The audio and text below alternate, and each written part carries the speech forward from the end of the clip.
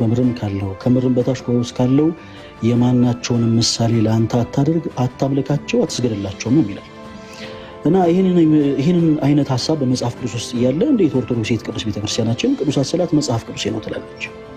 ምክንያቱም እንዲህ አይነቱ ጥቅሶች ማለትም ይህን መሰል ያሉ የመጽሐፍ ቅዱስ ሀሳቦች በአጠቃላይ የተነገሩት ለቅዱሳት ስዕላት ሳይሆን ለጣዖታት ነው።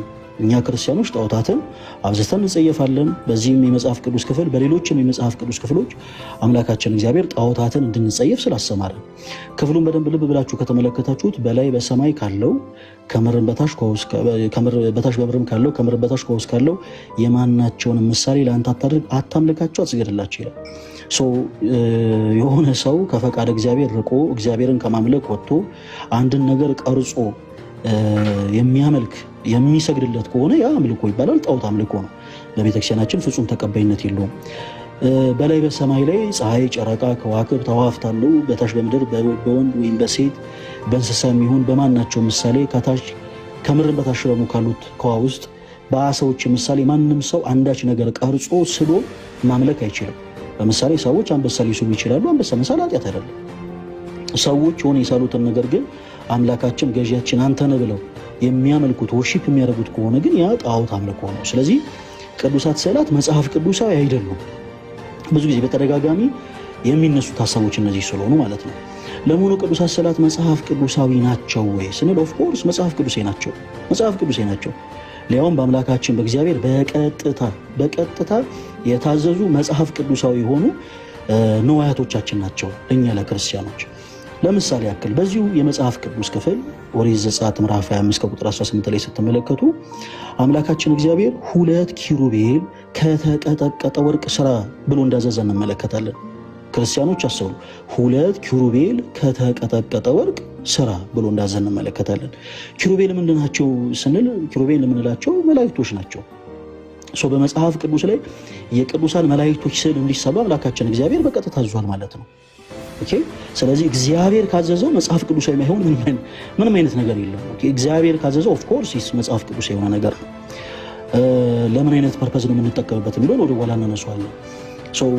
ሌሎችንም ሀሳቦች ለማንሳት ያክል ለምሳሌ በዚህ በመጽሐፈ ነገሥት ቀዳማዊ ምዕራፍ 26 ከቁጥር 29 ላይ 2 ኪሩቤል በቤቱ ግንብ ሁሉ ዙሪያ ለአምልኮተ እግዚአብሔር በተሰራው መቅደስ ውስጥ በውስጥና በውጭ በአንድ ቦታ ብቻ ሲሆን በውስጥና በውጭ በሁለቱም በኩል የኪሩቤል መላእክት ስዕላት እንዲሳሉ በዚህም የመጽሐፍ ቅዱስ ክፍል ላይ አምላካችን እግዚአብሔር እንዳዘዘ እንመለከታለን። እንደውም ቁጥር 27ን ከፍ ብላችሁ ስታነቡት ከ27 ጀምሬ ላንብብላችሁ። እንደዚህ ይላል፣ ኪሩቤልንም በውስጠኛው ቤት አኖራቸው፣ የኪሩቤል ክንፎቻቸው ተዘርግተው ነበር። የአንዱ ኪሩብ ክንፍ አንደኛውን ግንብ ይነካ ነበር፣ የሁለተኛውም ኪሩብ ክንፍ ደግሞ ሁለተኛውን ይነካ ነበር። የሁለቱም ክንፎች በቤቱ መካከል እርስ በርሳቸው ይነካኩ ነበር። ከዛስ ኪሩቤልንም በወርቅ ለበጣቸው። በቤቱም ግንብ ሁሉ ዙሪያ በውስጥና በውጭ የኪሩቤልንና የዘንባባ ዛፍ የፈነዳ አበባ ምስልን ቀረጸ ይላል ይሄ መጽሐፍ ቅዱስ ክፍል። ስዕላት መጽሐፍ ቅዱሳዊ ናቸው ወይንስ አይደለም ከሚሉ ሀሳብ ስንጀምር፣ አዎ ቅዱሳት ስዕላት መጽሐፍ ቅዱሳዊ ናቸው። ብዙ ጊዜ ቅድም እንዳልኳችሁ ፕሮቴስታንት እህት ወንድሞቻችን ካለማወቅ ቅዱሳት ስዕላት መጽሐፍ ቅዱስ አይደሉም ለማለት የሚያነሷቸው የመጽሐፍ ቅዱስ ጥቅሶች በአጠቃላይ ስዕላትን የሚያጠይቁ ሳይሆኑ ጣዖታትን የሚያጠይቁ ናቸው። ባይዘወይ ለምሳሌ የሉተራን ቸርች በመቅደሶቻቸው ውስጥ በቸርቾቻቸው ውስጥ ስዕላትን ይጠቀማሉ። ኢቫንጀሊካል ተብሎ የሚጠሩ ማለት ነው። ብዙ ጊዜ ግን ሰዎች የኢትዮጵያ ኦርቶዶክስ ተዋሕዶ ቤተክርስቲያን ጋር ተያይዞ ሲሆን ጉዳዩ ብዙ ጊዜ ከረር ይላል ጉዳያቸውና ቅድም ያነሳሁት አንድ የመጽሐፍ ቅዱስ ክፍል አለ ዘጸአት ምዕራፍ 20 ከቁጥር 4 እስከ 5 ያየ ነው። ሌላው ደግሞ ዘዳግምንም ያነሳሉ። ለምሳሌ ኦሪት ዘዳግም ምዕራፍ 4 ከቁጥር 15 እስከ 19 ያለውን ክፍል። ይህም ክፍል ለጣዖት የተነገረ እንጂ ስለ ስዕላት የሚናገር አይደለም። ለምሳሌ አስተውሉ ክርስቲያኖች፣ አምላካችን እግዚአብሔር አትስረቅ ካለ በኋላ ደግሞ ስረቅ አይልም። አትዘሙት ካለ በኋላ ደግሞ በሌላ ደግሞ የመጽሐፍ ቅዱስ ክፍል ላይ ዘሙት ብሎ ያዝ።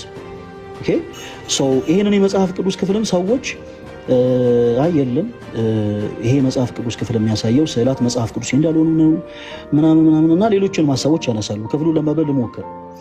እግዚአብሔር በኮሬብ በእሳት ውስጥ ሆኖ በተናገራችሁ ጊዜ መልክ ከቶ አላየችሁምና እጅግ ተጠንቀቁ፣ እሺ እንዳትረክሱ።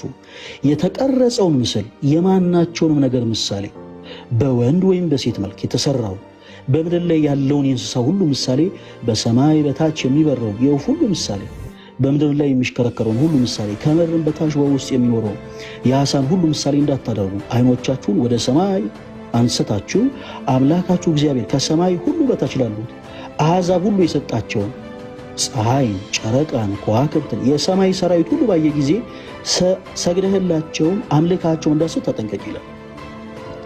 በነገራችን ላይ ይሄ ክፍል በላይ በሰማይ ኢቨን ሲል ቅዱሳን መላእክትን የሚያካትት አይደለም። ቅዱሳን መላእክትን፣ ቅዱሳን ሰዎችን፣ አምላካችን እግዚአብሔርን የሚያካትት አይደለም። ለምን ስንል ሰዎች ወደ ላይ ወደ ሰማይ ቀና ብለው ተመልክተው ሊስሏቸው ሊቀርጿቸው የሚችሉ ነገሮች የሰማይ ሰራዊት ተብሎ ይጠራሉ። በሰማይ ያሉ ሰራዊት ተብሎ ደግሞ የሚጠሩት ምንድናቸው? ክፍሉ ይጠቅሰዋል። ፀሐይ፣ ጨረቃ፣ ከዋክብት፣ አዕዋፍት፣ ደመናት፣ ሌሎች። ስለዚህ ሰዎች ጣዖታትን ሊያመልኩ አይገባም። ኦፍኮርስ ትክክል ነው። ነገር ግን ቅዱሳት ስዕላት መጽሐፍ ቅዱሳዊ ናቸው ወይንስ አይደሉም ስንል መጽሐፍ ቅዱሳዊ ናቸው። አለቀ። መጽሐፍ ቅዱሳዊ እንደሆኑ ቅድም ያነሳኋቸው የመጽሐፍ ቅዱስ ጥቅሶች በቂ ናቸው። ለማስታወስ ያክል ለምሳሌ በአንደኛ ነገሥት ምዕራፍ 6 ከቁጥር 27 እስከ 29 ድረስ ያለው ቃል በቂ ነው። በቤቱ ግንብ ሁሉ ዙሪያ በውስጥና በውጭ የኪሩቤል መላእክት እንደተሳሉ ይናገራል።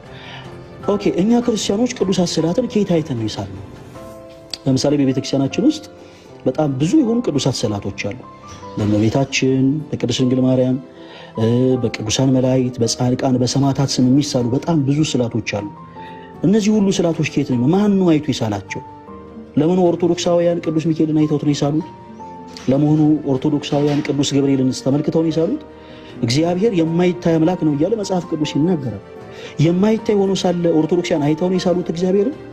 እንደዚህ የሚል ትምህርት የለንም ክርስቲያኖች። ብዙ ጊዜ ውስን የሆኑ ሰዎች ለቤተክርስቲያኒቱ ጥላቻ ስላላቸው ቤተክርስቲያን የማታስተምረውን ታስተምራለች፣ የማትለውን ትላለች ማለት ስለሚወዱ በዘፈቀደ ሀሳባቸውን ይናገራሉ እንጂ ቤተክርስቲያናችን እንደዚህ አይነት አስተምሮ የላትም።